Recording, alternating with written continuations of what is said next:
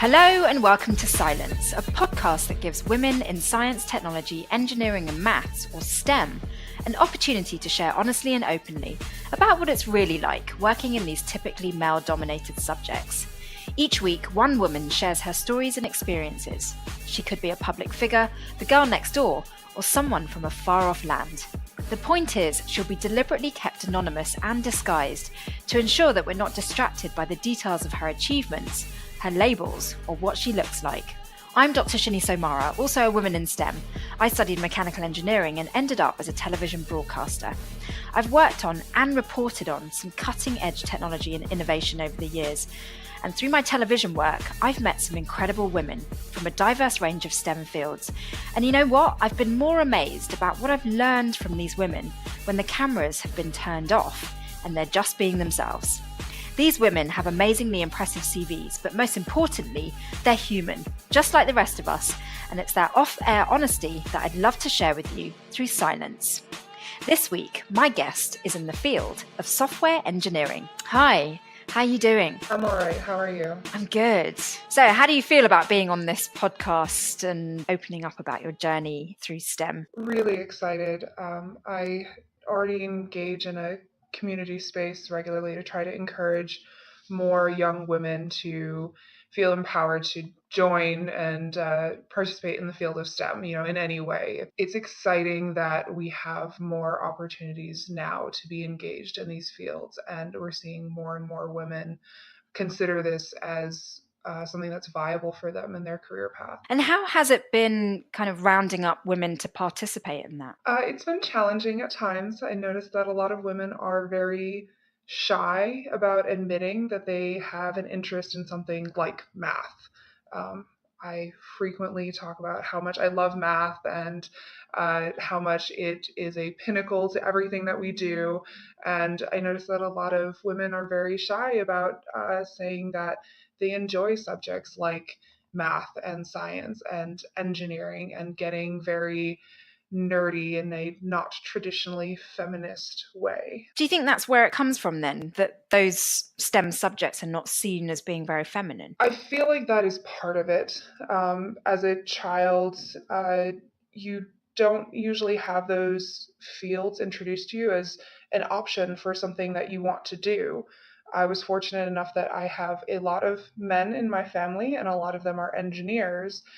So that was something that I had readily accessible to me. But going to school, it was very much a, don't you want to be a veterinarian? Don't you want to be a nurse or a teacher, or maybe, the reaching as far as into a politician, which I know is still making a lot of strides, but it was never, you love math, why not be an engineer? Or that's something that you can do as a career field, not just something you like as a personal hobby. Is that how your STEM journey started then? Just knowing that you loved maths? I would say that it was partially that, and then I would say it was the good fortune of my uncles making me help them build things, and being allowed to help them rebuild cars and motorcycles and actually get hands-on with, this is what you can use math to do, and understanding that that was a thing that somebody could spend the rest of their life doing is, actually doing the measurements and the design of something that can be built and put together in real life to accomplish something. How old were you when all of that kind of participation was happening? It's very small. I would probably say it's probably started somewhere around 5 or 6 because I had the smaller hands. It was Oh, very convenient at first. oh. And then there was a lot of education that came with it, learning to do those tasks. So do you think that was what sparked your interest in STEM then? Yes, I would say that that definitely sparked my interest. It was something I could do and something I was useful for and engaged with, and it felt real. So was there ever a time on your STEM journey where you kind of doubted whether this was the right path for you? I would say every 2 years it probably happens. Um, there are doubts that happen because it is challenging to be involved in these fields where you might be one woman out of a group of 20, and you might not be interacting with anyone that you see who's done it before you. Mm. And when you hit those hard times, you wonder, like, am I actually good at this?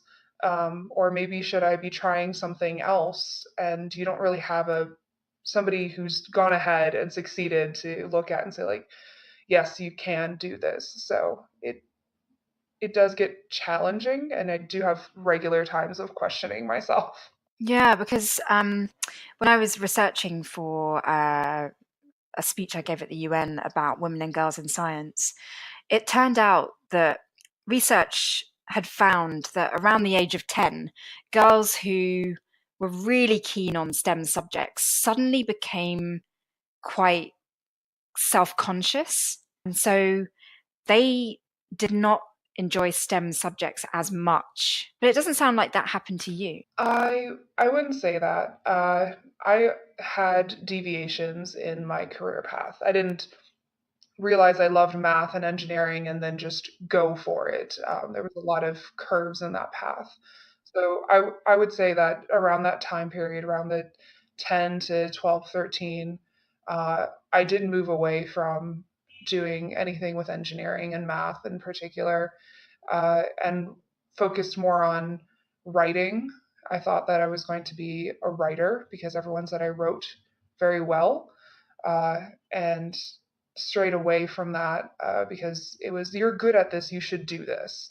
This is where you're strongest. And even though I was very good at math, it wasn't something that was seen as what I could do with a career. In fact, I remember someone telling me that, well, you're good at this now, but the boys are going to become better than you in the future, and so this won't make sense long term. You need to Wow. figure out something else to do. Was that a male or female who said that? That was actually my dad. Oh, okay. Gosh, that's so interesting. That yeah, because I've heard that before, I have to say, that you may be good at it now, but you are going to be overcome with the brilliance of boys later on. Exactly. They will outstride you in the end because they have a natural aptitude for these kinds of things. So why not, especially during this period in time where you're starting to get the questions of what do you want to do with your life? You're going to be entering high school, so now you need to start thinking about how you're going to position yourself for colleges, and what will be your life plan. And something that you're being told that 10 years from now, or even something as short as 4 years from now, you're not going to be very successful doing doesn't seem worth Mm, the investment as you're trying to figure out gosh, who that's you're going to amazing. be. Well, clearly it didn't stop you going into software engineering, but what effect did it have on you? It has made my career path very curvy, jumbled, if you will. And I have to now invest a lot more time in proving myself uh, to show that I actually know what I do know. So I ended up going to university for political communications, specializing in aerospace and aviation engineering. And so my degree is actually a bachelor's of arts. And people like to categorize it in the communications field because it has communications in the title. In reality, it's a strategic communications degree that is most often used in things like large scale procurement efforts for organizations like NASA, like DARPA, those kinds of items. So I had to take aerospace classes, I had to take advanced mathematics, a lot of statistics to figure out, risk and likelihood of, fail safe procedures and all these other items. Ended up working on some very large scale government contracting bids to do particularly their testing plan. So taking my good writing skills along with the passion that I had for math and engineering and put it into something that was good for technical documentation and acceptance test writing.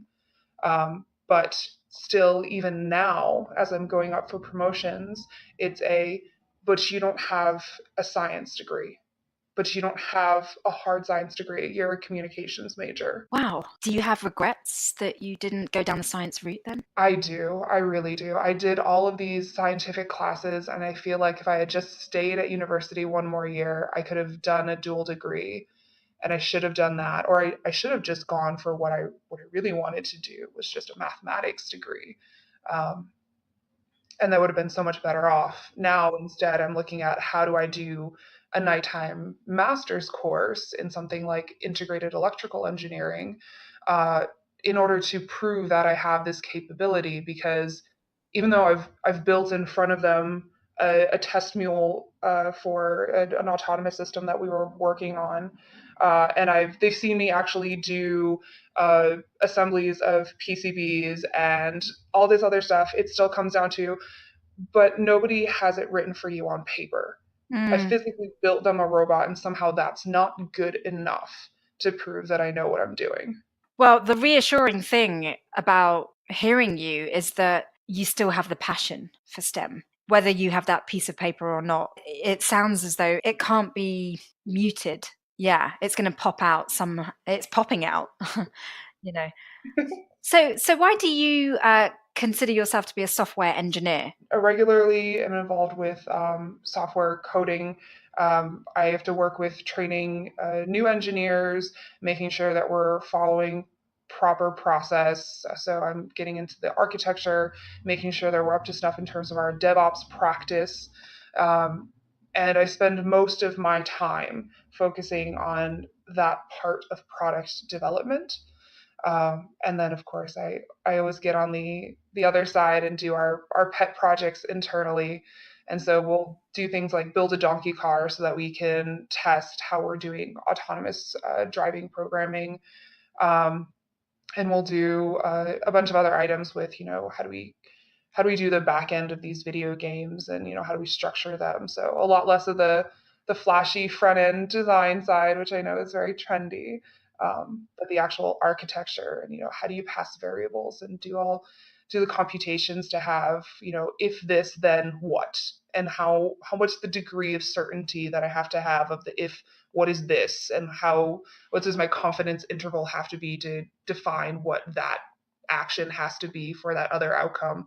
And this is where you see all the math coming out and me getting nerdy, but that's the part of it I love, and that's what I spend a lot of time doing. And especially now as I train younger engineers on how to think through problems and break down problem statements into mathematic equations, um, it's keeping me sane and keeping me in software engineering. And keeping you technical, it sounds like. Yes, I do love that. I am fortunate enough to be in a place where I can express the interest that I have, and it's not a pat on the head. That's cute, but we don't want to do that. They do give me avenues and say, okay, let's figure out how we can do this with a business case that makes sense so that we can get behind it. And so we have those discussions, and I can stay involved and stay sharp despite moving up the management chain. It almost sounds like you created this job for yourself, in the sense that it really needs all of your diverse skills. I would say that that is true. I definitely took a role, saw its opportunities, discussed those with the people who were leading the team when I was interviewing about. I see these opportunities. Are these things that you are interested in? And of course, you do the whole game where you throw in a couple things that you don't actually want to do to see if they're just trying to say yes to get somebody hired or if they're actually interested.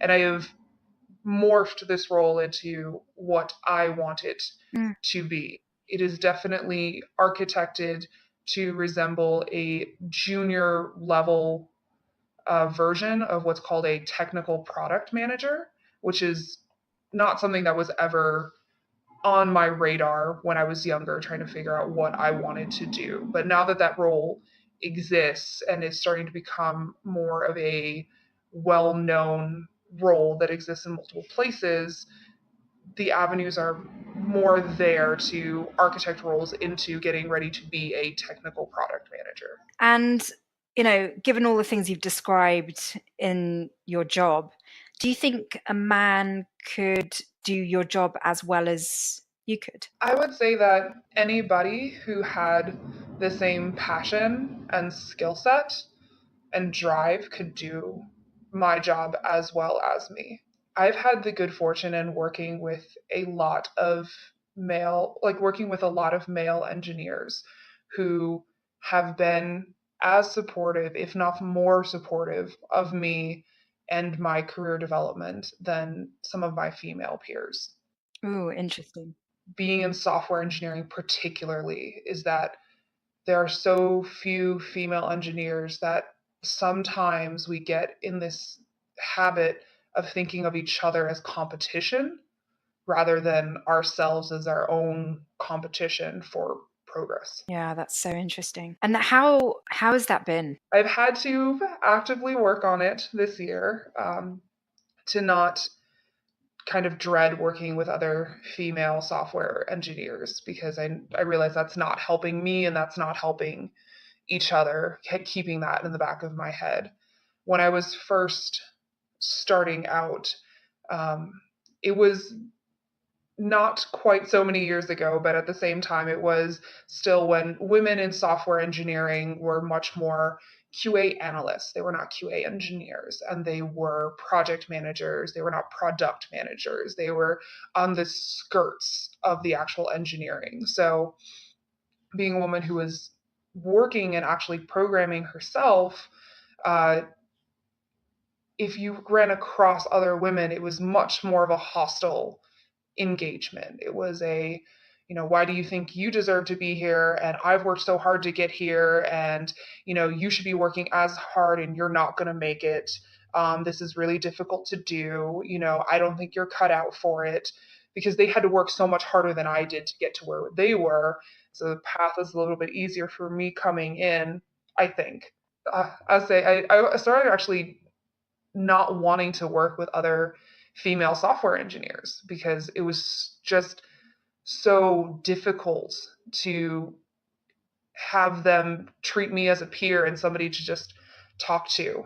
Yeah, I mean, this is mind blowing because it may be that it's not men that keep women out, it's women. I think that we have a tendency as women to have this view of, if somebody else is trying to do the same thing as us, that will keep us from being able to do it. That we are somehow, trying to fit through this idea of, there's only a space for one person instead of there's space for everyone who is qualified, and stop viewing each other as this competition.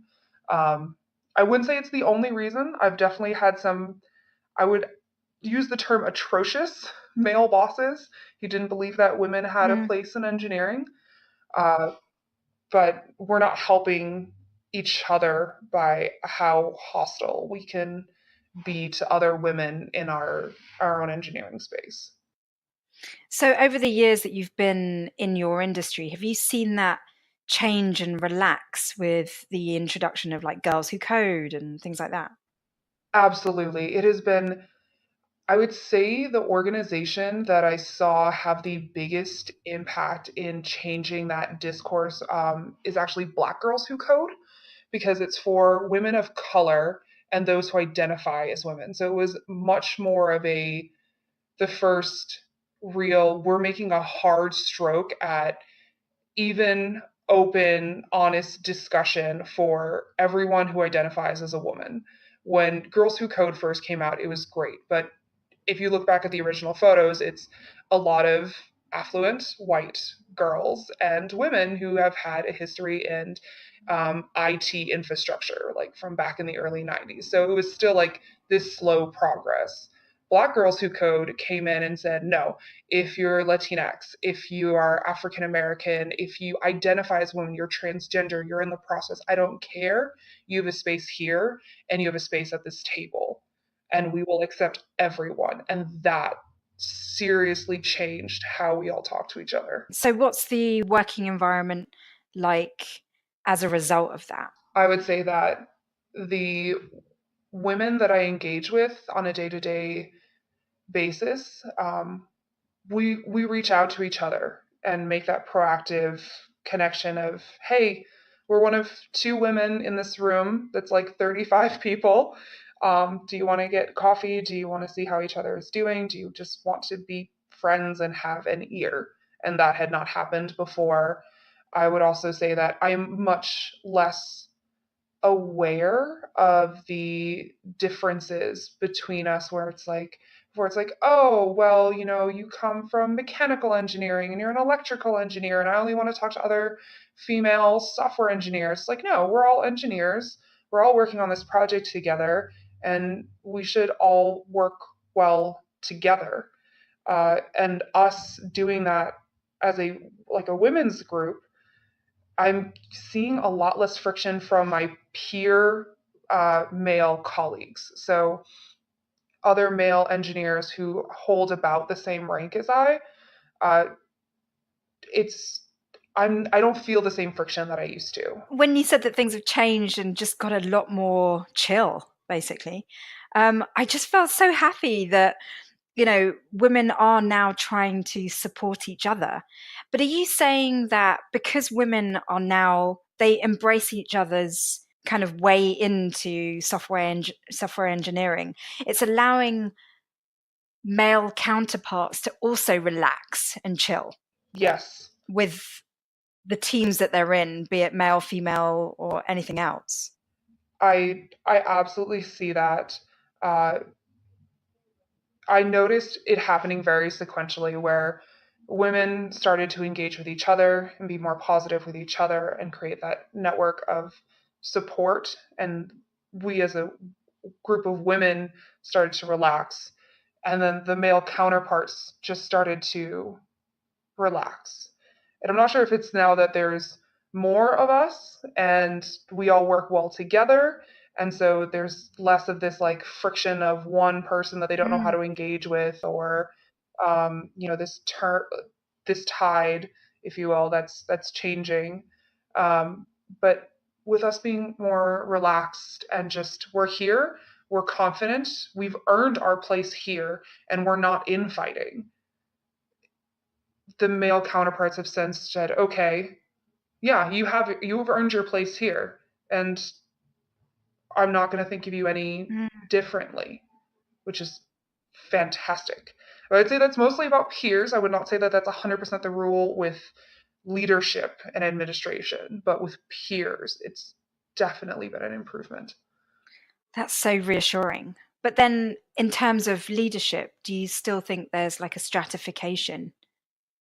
I do, because I don't see as many women leaders in engineering. There are some Right. great titans that are out there. One that I particularly love to follow is Minette Norman from Autodesk. She's a VP of engineering over there. Uh, but on a regular, day-to-day level, you don't see as many directors of engineering, VP of engineering that are female. You don't see as many discipline leads for engineering groups that are female. Even if the team is lucky enough to be like a third or even a half women, the leader is still usually male. Mm. And so I don't think that within their peer group there's enough women yet. And I think we have to fix that first. And then that will help change the tide at that level. Yeah, it is amazing how impactful role models are. Literally, if you don't see it, you don't feel you can be it. I would absolutely agree. For myself, as I was starting out, I didn't really see what I was going to be doing next. I made the hard switch and I said, okay, I'm actually going to do hands on programming. Let me move over here, see how I can do this. And I had a really hard time at first understanding, what my role was and did I have enough knowledge or perspective. One of my friends had recently gone to one of these women empowerment summer camps that have been very trendy this past summer, and she absolutely loved it. And she came back with a phrase that I thought was very true, and I think directly relates to having female role models. She says, as women, we are taught to serve, not that we deserve something. And I thought that laddered back directly to how I felt about the leadership positions that I have taken. Because the first thing that I think about before I go to say, I want this promotion or I want this role, even if it's not like a pay grade or anything else, but I want to take this leadership title, like be the steward of DevOps, which is one of the ones that I have right now. And I say, okay, do I have the experience? Do I have enough knowledge? Do I have enough years? If I put this in a job description, do I think that I would meet the qualifications? When I don't think our male peers think about that at all. They just think, No. I'm good at this, I want to do it, and they raise their hand. Um, and so it's been helping me break out of the mindset to when I think about that phrase of, you know, you don't have to serve, you can deserve something. You can have earned your place and just go for it. That's such a powerful quote. I mean, not just on a professional level, but also kind of with relationships. And just this subconscious mentality that we have as women, that we have to earn what we have, which I don't think men tend to do. It definitely doesn't come up in conversations with them, so I don't Mm. think they do either. Yeah. But it's kind of interesting that at the beginning of this conversation, you talked about kind of wanting to go back and get a master's in something more mathematical, purely because of that. Like, you feel like you need to earn your place, but yet you're doing such incredible work where I'm sure, you know, a mathematical based master's wouldn't really move the needle too much at work. Or maybe it would. I don't know. I really don't think it would. The issue that I'm running into with my career at this point is that once I am in a place and I've been there for a while, people can see what I can do and they feel confident in my skill set, but it takes that larger investment of time and having to prove it out. Because you raise your hand, or just for example, I raise my hand and say, I want to be the steward of this DevOps practice. We don't have one currently, but we need to be doing this as a more uh, shepherded approach to how we implement dev operations within our structure, because we're not doing everything that we should be and we're falling behind the curve. And in doing that, the idea is entertained with, okay, but why you? Is the immediate question back from leadership. I say, well, I know this, and this, and I've had experiences here, and I have a passion for this. I now taking my technical writing ability with my, uh, leadership role within the agile practice area, and we're pulling them all in together into something that makes sense. And you have a gap that no one is stepping up for. So just give it to me. And it's still coming back that I have to reassert my skill set. So that continuously happens when I'm going up to leadership saying, I am ready for a promotion or I am ready for this. And I'm getting much better. I think I'm pretty good now, but there's always room for improvement in raising my hand and saying, I want this, and this is what I should be doing, and this is how you can best leverage my skill set. But when leadership comes in, it's still very much a conversation of, you don't have this piece of paper. And I'm getting very tired of always having to prove myself to leadership. I kind of feel like I'm on the opposite side of the fence because I have those pieces of paper, but what I don't have is the confidence and assertiveness to have gained experience in something I'm passionate about and seen opportunities and um, areas of improvement within business as a result of my experience. Just listening to you, potentially maybe going back and doing a master's, I just think that what you have is so much more valuable. I mean, clearly you're mathematical and you have that natural ability, and it just amazes me that you don't believe that about yourself, and that you Yeah, have to sort of like go back to school to prove it to yourself and others. The reason why I'm bringing it up is because I wonder if a man would be like, listen, I don't need a master's. I'm telling you, this is the way that this is the direction that the business needs to go in. And I am the person to help you with that. And they would just be so assertive and confident about it. And they'd get that role. Whereas you being female, I wonder if what's happening here is that self doubt that really holds us back. It could be. It definitely could be. I'm not perfect in my self-doubt. I definitely hear it in my head, though I try not to say it out loud as much. I also wonder if the male in your scenario would get the same question back that I get if, Yeah. well, why you? Like that's the always the Mm. first question back. And I don't know if they would get that. Yeah. I honestly can say, looking back on my education, because I really believed I needed those pieces of paper to prove to people what I was capable of doing. But what I really regret is not exercising the muscle of self confidence and self belief. And I still don't have that today, which is why I'm just focusing on this area of the conversation, because I just believe that you're on the brink of being able to give that to yourself. Yeah. I'm I'm thinking through what you're saying. I think part of it is the self-confidence portion. I also think that part of it is, and this may just be, maybe this conversation will give me the refuel to dive back into this. I am very tired of fighting all the time. And and that is definitely Mm, an admission of weakness here, and I acknowledge that.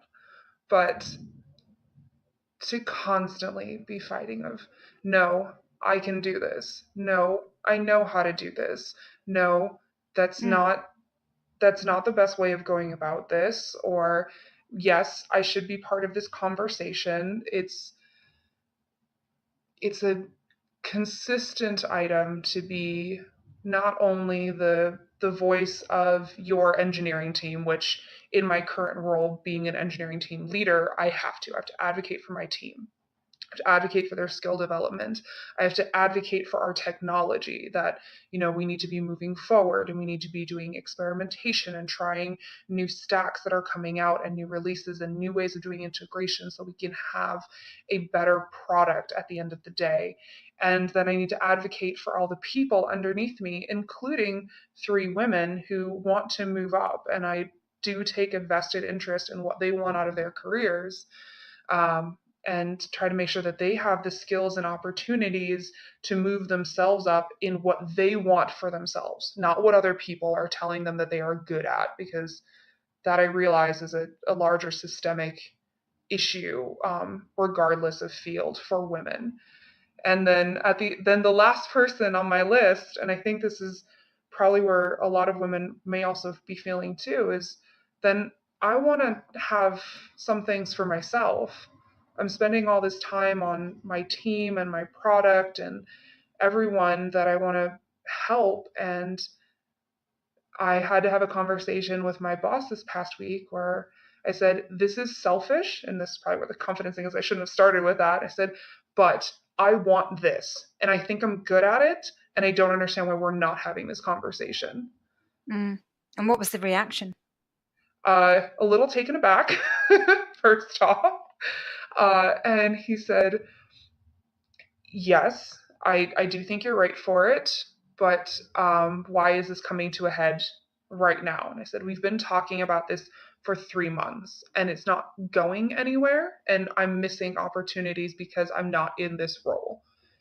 And we had an honest conversation for about an hour, and he agreed that the current title that I have does not fit the role as it has become and I've made it into.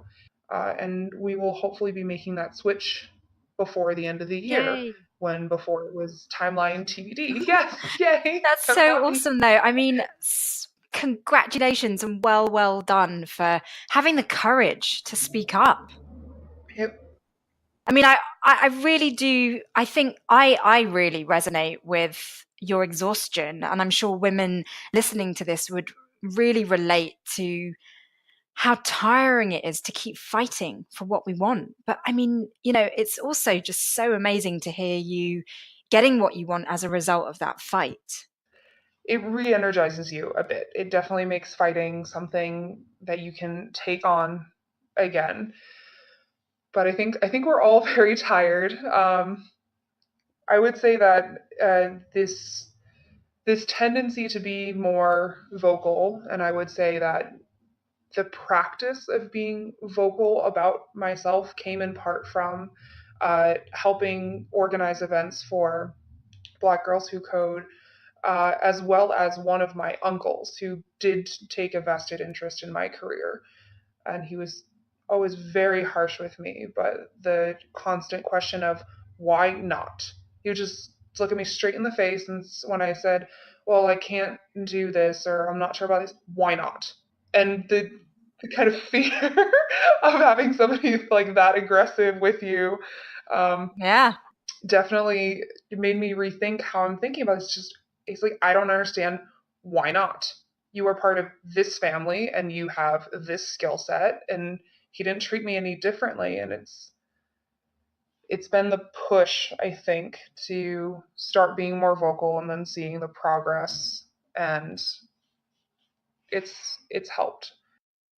Yeah. I mean, to I just feel so inspired by you voicing up, basically, being heard, being seen, being recognized for what you genuinely believe in. But how important has encouragement and support been in helping you develop that side of you? I would say I haven't gotten a ton of encouragement or support coming out of it. It's been um, much more of the need for me to do this. So there's been some. The support has been available uh, at times. I think when I've really hit my lowest points of I don't know why I'm doing this anymore. Like there are so many other career paths that I could just do a 40-hour work week, get paid a decent paycheck, and just check out at the end of the day and not worry about it.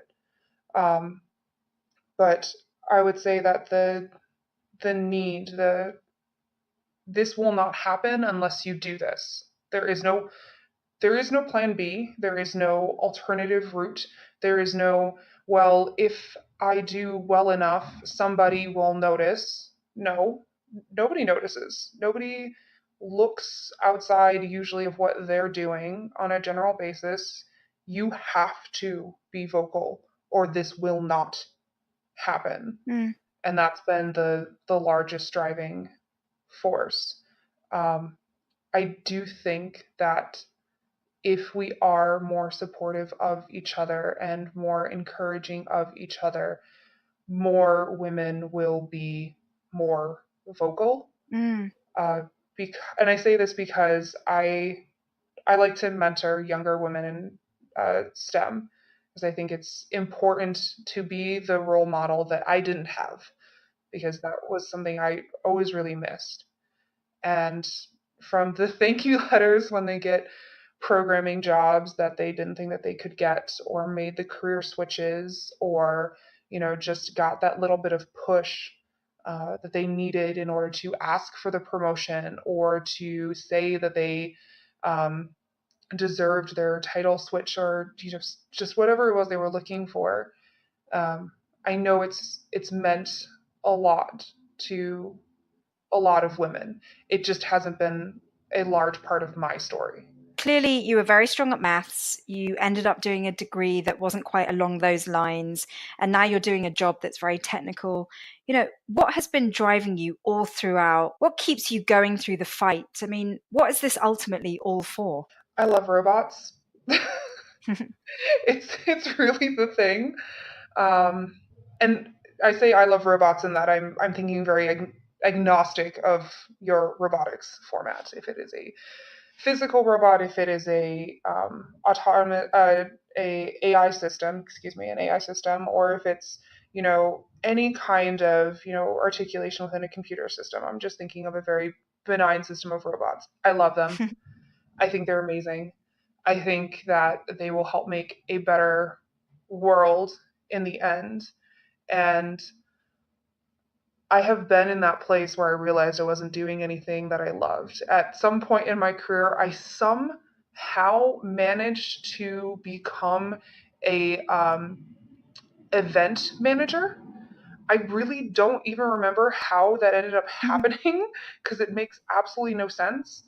And I was making very good money and had pretty great benefits, and I hated my job. And I am so very much attached to my idea of value within the world being the product that I deliver to the world. Like what I contribute to society is a direct reflection of my value as an existence. Mm. And I would not advocate that for anyone else because that is a very rough line to walk, but that is true for me. And being in that place and hating everything and feeling like I was not adding anything to the world, I had to reset and said, I can't do this. I can't be this person for everybody else and nothing for me. I am not doing anything in reality for the world by following this path. And how long did you stick at doing that? I was 9 months. I had probably that moment was about 6 months in, and then at that point, I had a moment of clarity where I sat on a floor with a bunch of colorful post-it notes and just started trying to write things that I knew to be true about myself and my life, and got back to I love robots. And it just comes down to I love robots. That's all I want to do is just make robots. And you can put me through anything basically to give me this, but you can build a robot. And I will be still fine because I love robots. That's so awesome. And would you say that you're doing what you love now?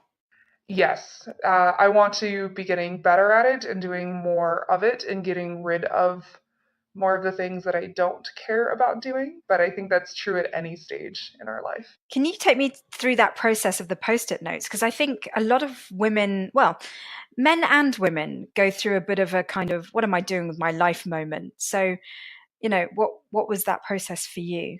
Uh, so I will admit there was a lot of hard liquor involved too. It was a rough night. Um, but I first off started trying to redo my CV, and then I couldn't figure out like what bullet points to write. So this basically devolved into if you're ever used to a UX fact finding session where they take the all the scripts from all the testing sessions that I've done and all the analytics, and you basically cut them up, and then people take them and take the most important things that they see as being the learnings from that session, and they write them on colorful, usually pieces of paper, and stick them to the wall. I basically went down to that level to try to rebase against something.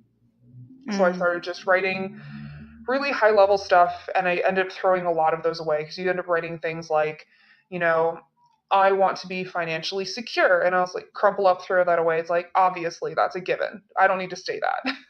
That's like saying I want a product that works. Don't care. That's not important. Until I started writing things like, um, I view the world in terms of mathematical equations. Like that is a true statement about how I view like existence of society. Point. Done. Okay. Um, I know myself to be very much a how person. When you think of the why, how, what people, I'm very much like a high level how person, but I'm not a why person.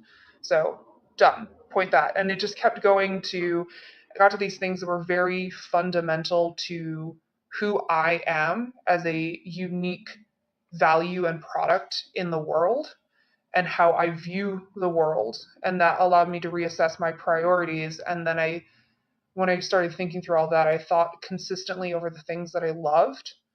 And when I started stripping away all of the wrappers around the way you think about things, and I started thinking about, well, I love websites and electronics, and I love cars and motorcycles, and I take all that away.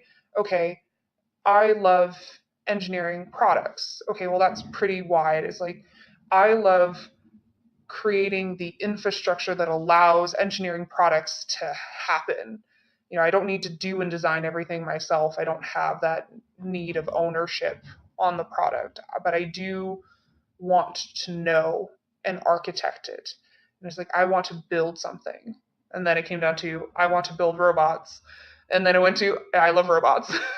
And that's the fundamental truth I always come back to is I love robots.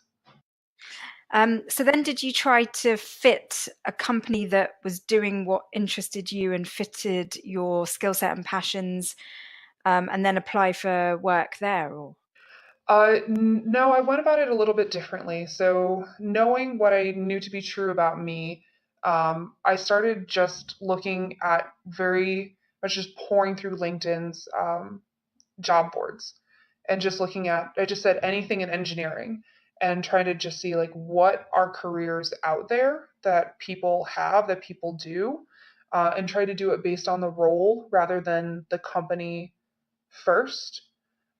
Just because companies can have a multitude of different products that you didn't always think of. You could have, one idealistic company that you would love to work for. For me, that's Google.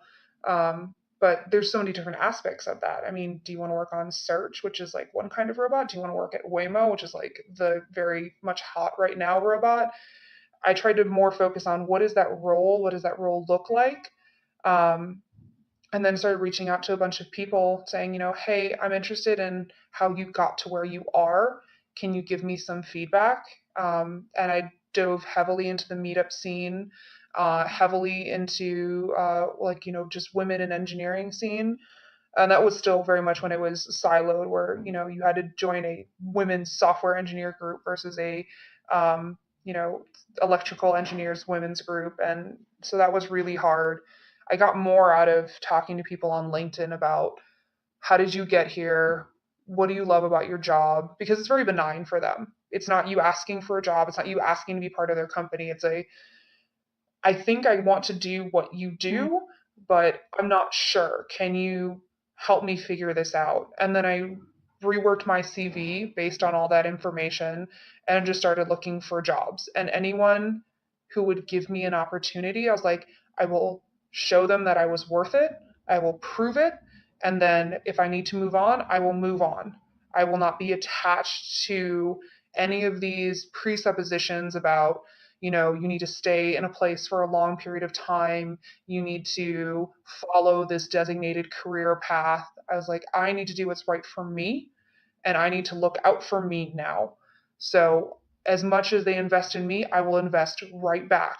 mm. But if that relationship ends, then I move on and no harm, no foul. Yeah, wow. I mean, what an amazing process to go through. And it sounds like it was fundamental to getting to know yourself. It absolutely was. I also think it's been going through that process myself has been very informative in how I view and interact with other people. Having done it myself and realizing, what is basically window dressing and what is core to a person, it's Mm, allowed me to interact with people and not have the same kind of friction that I see other people engaging with where they can't distinguish, do you like that person or do you like working with that person? Because those are two different relationships. And mm. do you need to work well with that person or do you need that person to like you? Because it's a different kind of engagement. Yeah, it's so much more authentic if you can just be truly confident in knowing who you are and what your interests are and your goals are. There's no agenda then when you're dealing with others because you're very sure and confident about what it is that you can give and contribute to the world. And people respond to that. They appreciate the authenticity.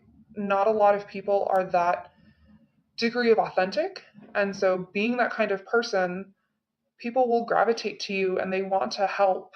They want to join up with you basically and join forces because they know exactly what they're buying in for. And then I think it also relates back to, much earlier question about, this being vocal about what you want. If you have like one true rail and everything else can flex, city can change, relationships can change.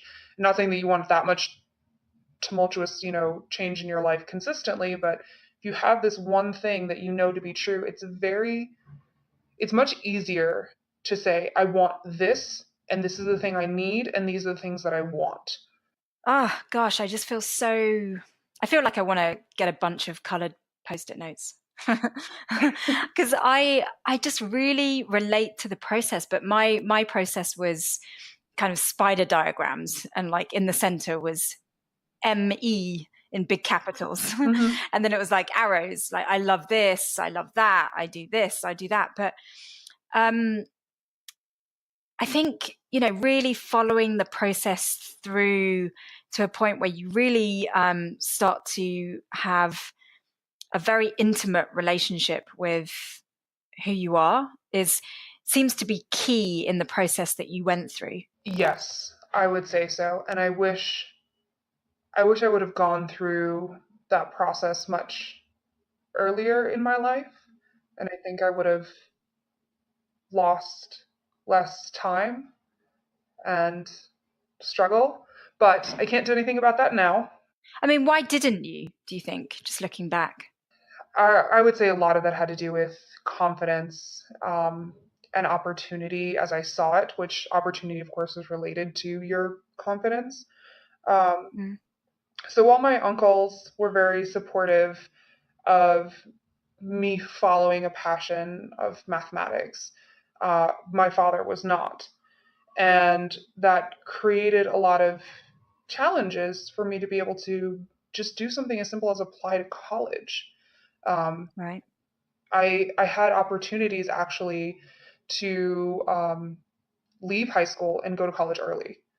And it required parental permission because I wasn't 18 and I wasn't allowed to do it because he didn't think that that was a good career choice for me. God. So Yeah. when you have that level of control on your life, Mm, it changes the way you view the world because this is all you can see. And I understand that like that is very much partially a cultural thing. Um, second generation American, we're still very much from the homeland where like the father makes the decisions for the family and architects that path and you do not deviate from that. Um, so it took me being in college, honestly, for a while before I started to get exposed to these ideas of like real, true rebellion against your parents. Um, and, what can you do with that? So that's how I ended up morphing my degree because I was trying to get as close to engineering as possible while still being allowed to go to school. Um, and so wow. I did a lot of these like extra classes where I just like took math classes for fun and didn't tell him. Like would work a side job to pay for the extra credits. Um, but then you encounter society that says, "Oh, but wait, you're very talented in this area. We think you should do this." And it's like, "But I don't really like that. I don't want to do that." Uh, but those are the people who want to give you jobs. And you need to pay for things and you need to be self sufficient. Um, I do not come from a culture where, the whole like gap year or finding yourself is really a permitted exercise. Um, Yeah, it seems to have been such a profound exercise for you. it is so valuable. I don't think you need to take 6 months off and go hiking through the desert to do this. I did it in a night and probably a bottle of vodka, and a good ream of post-it notes.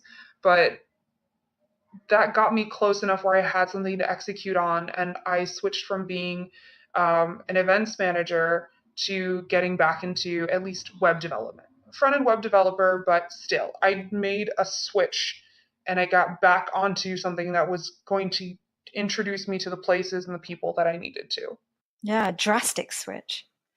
I really feel like you deserve everything you want in your career. I don't know. I don't know. I just really want the best for you after hearing your story. So in terms of like looking to the future, I ask this in every episode, but what does having it all mean to you? And, how close are you to getting that?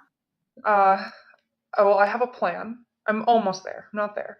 I'm about 2 career moves and 3 years away from, I think, having it all. Always delivering better product will forever be my torch. But I'm not one of those people who wants to move up the management chain and make more money and work less hours for the car and the house and it doesn't mean anything for me. What is validating is turning it on and it works. Right. Like you designed. So that's the validation. So in terms of the phrase having it all, is career success enough? Because for some women, having it all means, really living as a whole woman, family, personal life, that kind of stuff. Like, does having it all encompass that? What I need to work on and what I need to focus on is this career achievement. I'm not a person who is set on having children or being married, but I do want to have a rich and full social life. But I also see my work introducing me to a lot of that, being a very strange social introvert where I love to be around people just so I can go home at night and not be around anyone. So yeah, I relate. Yeah, I feel like there's a lot of people who can relate with that one, but that's all part of being this TPM position because all of those things ladder up into something that I can measure. It's hard to measure the quality of your friendships because there's not like a metric or a rubric that you can do that with. And as you change throughout life, what actions people would do change. Like when you're younger, it's, oh, I know my friends would help me move. And then as you get older, I know I can call them at 2 a.m. because, this critical thing happened, even though I know maybe they have a child or it changes too much amorphously for me to measure that. And see, this is where we get back to I view my entire life in mathematical equations. I'm like, I have no way of measuring that, so I'm just disregarding that. Too many variables. Yes, exactly. I'm like, nope, too much, done. One last question. I am busting to know what your dad thinks of you today in terms of what you've achieved and where you're at with your career. He and I actually don't talk anymore. The last time I talked to him, he basically said, it'll happen. It might have happened when I thought it was going to happen, but it'll happen. And then, you'll get married and have kids, and then that you'll be done, and that'll be it. So I would say that the experience of dealing with my father, and despite success, if we think about it in the societal reach, and even most people would consider me, I think, successful. I mean, I have a stable relationship that is, committed and caring, and I have a good apartment and a good job and all these other things. He will never be proud of me. And I've had to make peace with that. And I think that has been the ultimate test of the whole idea of I need to do things that are right for me. And sometimes that means giving up other things like staying at a job for 3 years is a milestone I've yet to hit. But it has proved beneficial. I've left places on good terms because I say, this is what I want out of my career. Can you fulfill that? No? Okay, this will be a peaceful splitting of ways. I maintain all my friendships. You just know how to do it with grace then. He was the biggest test of that. I would love if that is more of a thing in the future where dads realize how important what they do and what they say has an effect on us. And not just with their boys, because I feel like that's where everyone talks about right now is, oh yeah, fathers and sons. I'm like, no, fathers and daughters are pretty important. I mean, it's the first man that you're fall in love with. It kind of sets the pattern for all romantic relationships after that, I believe. Oh, yeah, absolutely. Well, you know what? It really does boil down to getting to know yourself, because I think once you really do believe that you're a worthwhile human being and that you've got a lot to contribute to the world, then you can be with whatever type of person, and it can bounce off you differently compared to if you're hoping that that person will make you feel valid in the world. Yeah, you absolutely cannot be waiting for somebody else to tell you that you have validation. I hope that most women can get to a place of just inherently believing that they have value because they exist. Me being a person in love of math, I need a way of measuring that. So it always has to do with what I can do and like what I have done for the world. But at least that's something entirely within my control. Like it's not somebody else. Right. Yeah. I mean, it sounds like something that um, would not have been without pain, but the best thing that has come out of a very fundamental relationship. I mean, you know, daughters and their fathers. I mean, that's a profound one. But what's come out of any hardship in that has been one hell of a strong woman, someone extremely focused, deeply inspiring, and I've taken some real gems away from this conversation that I'm going to be thinking about for a long, long time, in terms of gaining clarity as to who we are as individuals and making time to really find that out, because it is so important, not just to be in society, but just for our own well-being. So thank you so much for sharing some real sort of truths with me today. It's just been a fascinating conversation. Thank you. I really appreciate the opportunity, because I want us all to move forward together. Wow, what an amazing woman. The tenacity and the determination that she must have is utterly inspiring and aspirational. Thank you so much for listening to Scilence this week. If you loved what you heard, please subscribe to more episodes and do leave comments and reviews on any other past episodes that you may have listened to. I'll catch you next week, and thank you for listening to Scilence.